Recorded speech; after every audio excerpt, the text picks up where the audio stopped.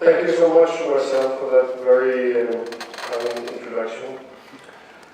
Right. Kia ora. Kia ora. I'll talk about revolutionary nonviolence based on an armed indigenous liberation movement, the Zapatistas,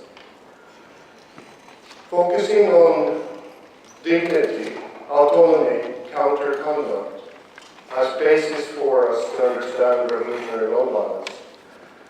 This is based on an article that is not yet published, together with Sean Chabot from Eastern Washington University in the United States. I will only give you a summary of that article, but it's part of a book project on resistance as decolonization, where our first article appeared in Mobilization with a critical decolonizing approach to the study of civil resistance. So in this intervention now, I would like to propose a couple of theses, originally 11, that critically reflect on the state of nonviolent resistance studies, where we draw on practices and insights of the Zapatista movement to exemplify revolutionary nonviolence and encourage further research on struggle for autonomy and alternative ways of life within, against, and beyond violent world system. The first thesis based on this work is that we claim that conventional concepts of nonviolent resistance strategies promote regime change and liberal democracy within a colonial capitalist world system. Nonviolent resistance scholars generally see nonviolent resistance as a form of unconventional warfare against oppressive rulers involving nonviolent weapons, strategies and mechanisms of change with similar characteristics in different contexts.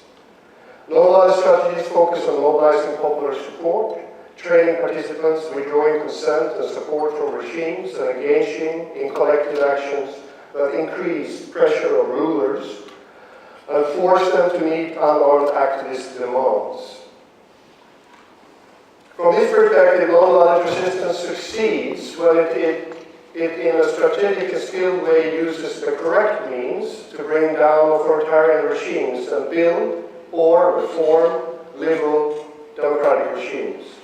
According to this conventional view, the main purpose of nonviolent resistance is to achieve regime change and progress toward enlightened liberal democracy. However, revolutionary nonviolent strategies shift focus from a politics of demand within and against violent regimes to a politics of dignity within, against, and beyond the violent system. The politics of demand, that is the popular approach, involves mobilized groups of nonviolent resistors pressuring violent political authorities and state regimes to act on their behalf in the future. In liberal democratic societies, relatively powerless people try to pressure powerful representatives to improve oppressive conditions for them by granting recognition, passing legislation, conceding rights, or including them in the state regime.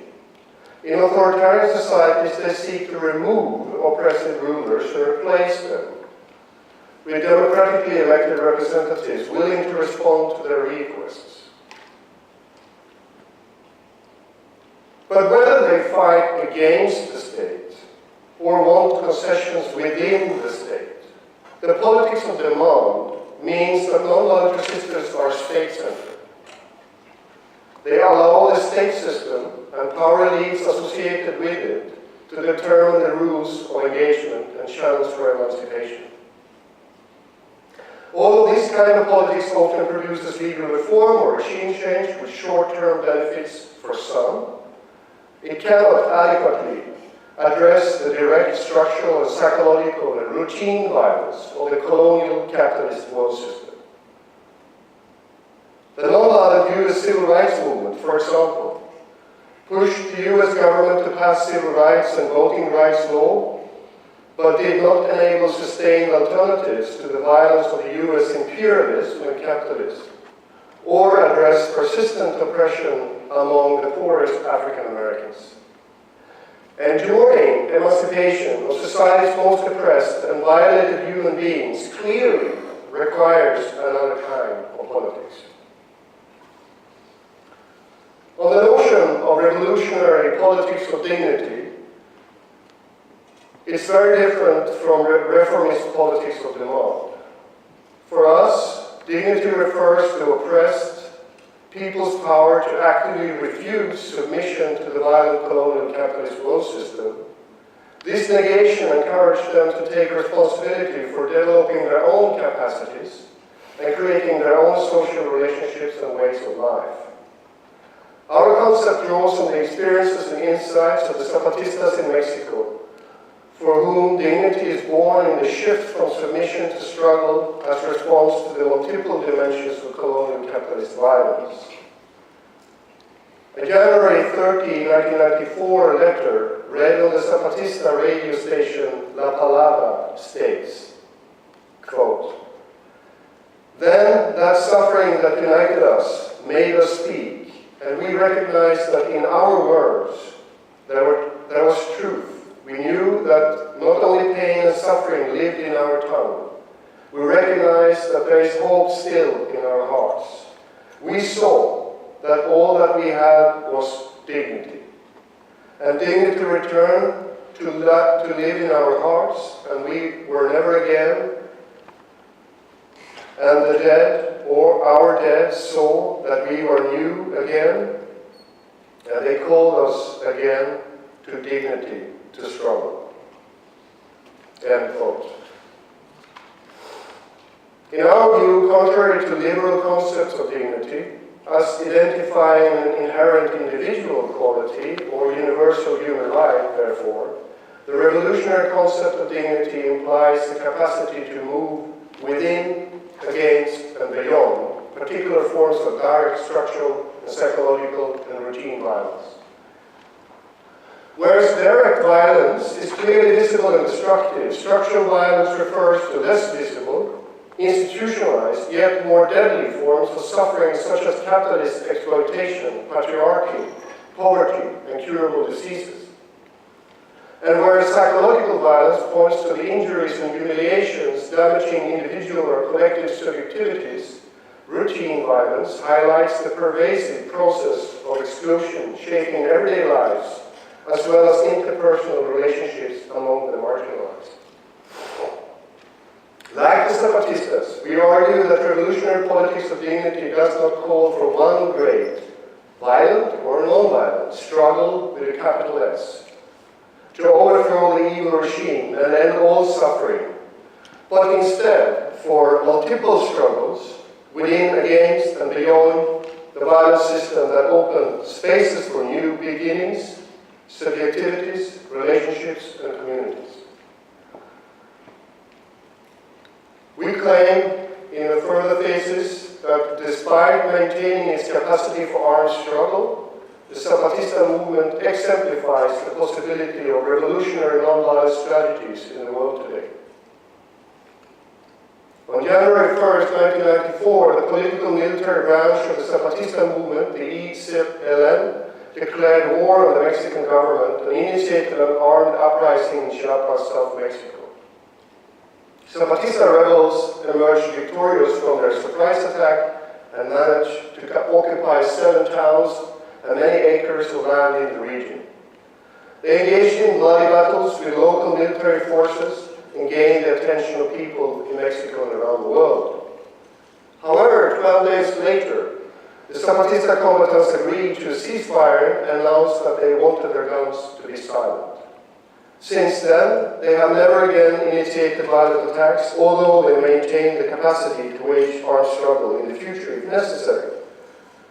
They did that because they listened to the Mexican and global supporters from civil society, who agreed with the cause, yet critical to the means. As a result, the Zapatistas proclaim, quote, that our words are our weapons, end quote. Engaged in contentious dialogues with the Mexican government and non-governmental organizations, and staged typical nonviolent resistance campaigns to achieve their demands for basic resources, human rights, and self-determination. However, 10 years later, they realized that neither violent nor non-violent politics of demand had enhanced the capacity of indigenous people and communities in Chiapas to take charge of their own lives and create autonomous communities. According to the Gloria Ramirez authoritative book, The Fire and the Word from 2008, the Zapatista prioritized armed struggle, or fire, in its first decade, public dialogue and political negotiation, or the Word, in its second decade, and communal self-rule, autonomy, since then, which is the focus of the revolutionary nonviolence. After preparing for and initiating military action between 1983 and early 1994, they responded to supporters in civil society by relying primarily on declarations and symbolic resistance between 1994 and 2003. Gradually, however, they transformed the familiar politics of demand into unique politics of dignity, as they turned most of their attention toward experimentation with collective self, organization, and mutual aid in Zapatista territories. This shift began on January 1st, 2003, when the EZLM decided to implement the negotiated agreement recognizing indigenous rights and self-determination, known as the San Andres Accords, despite its betrayal by the Mexican state.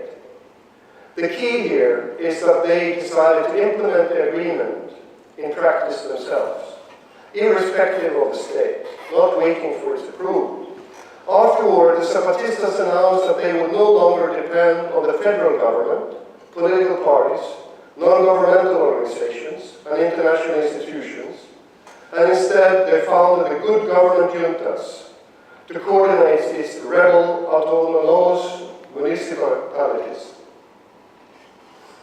So the Zapatistas demonstrate while state-centered strategies can achieve short-term goals, autonomy-oriented strategies can revolutionize ways of life and communities in the long run. Whereas cases considered as successful by nonviolent resistance scholars, such as the US civil rights movement, usually last a few years or at most a decade, the Zapatistas movement is still surviving and growing after 34 years in one of the most violent regions in the world. Scholars in the field generally focus on visible tactics and strategies, mobilization of mass campaigns against unjust authorities and pro-democracy regime change as criteria for deciding whether resistance is violent or non-violent, successful or unsuccessful. From this mainstream perspective, the Zapatista movement is not a particularly relevant or successful example. Its adoption of armed means puts it in the violent instead of non-violent category, while its recent decline in mass mobilization and an inability to reform the Mexican state puts it to political failure.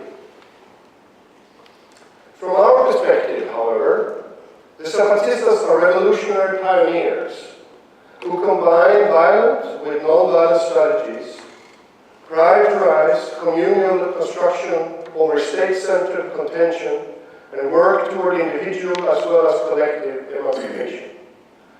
They are reinventing, decolonizing forms of resistance and building self-ruling communities within, against, and beyond the violent colonial capitalist system. Instead of seeing the Zapatista movement as a violent struggle that has failed to seize state power, therefore we regard it as an enduring and transformative struggle that is making nonviolent subjectivities, experiments, social relationships, and ways of life possible. Further, we argue that the Zapatista movement demonstrates that nonviolent politics of dignity starts with one big no in and against violence, and experiments with many yeses in plural beyond violence. The Zapatistas' politics of dignity approach starts with the screams of no against the violent system as a whole, which shapes internal and external social relationships, not just relationships between the state and citizens. As clarified in their communique, No to War, quote, "No honest man or woman can remain silent and indifferent at this moment. All of us, each of one, in our own voice, in our own way, in our own language, by our own action, must say no. And if the powerful wish to universalize fear through death and destruction, we must universalize the no. Because the no to this war is also a no to fear, a no to resignation, a no to surrender, a no to the forgetting, a no to renouncing our humaneness. It is a no for humanity and against neoliberalism. We would hope that this no would transcend borders, because there are negations which unite and dignify, because there are negations which affirm men and women in the best of themselves, that is, in their dignity." End quote. In our understanding, this no opens moments, spaces, and bridges for the creation of many yeses that are not state-centered or capitalist-oriented. It initiates and nurtures multiple struggles for autonomy that construct subjectivities, interactions, and communities within, against, and beyond violence. While total escape from systemic violence is impossible, there is always room for further efforts to become less violent in confronting and moving beyond violence.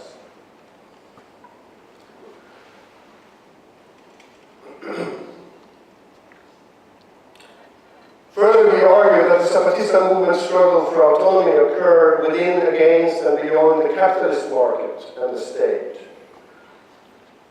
To realize and sustain their politics of dignity, the Zapatista movement now focuses on various struggles for autonomy since then 2003, to construct alternative social relationships in response to the violent system. In the view of the Zapatistas, this autonomy is not individual but collective. It's a collective autonomy from the capitalist market and liberal democratic state ruling mainstream civil society in Mexico and throughout the world. Their struggle for autonomy highlights self-government, self-reliance, and self-organization in their own territories. As community members work together on the basis of mutual aid to construct alternative ways of living. Signs at the entrance of rebel Zapatist autonomous municipalities therefore read, quote, "Here the people govern and the government obeys," end quote.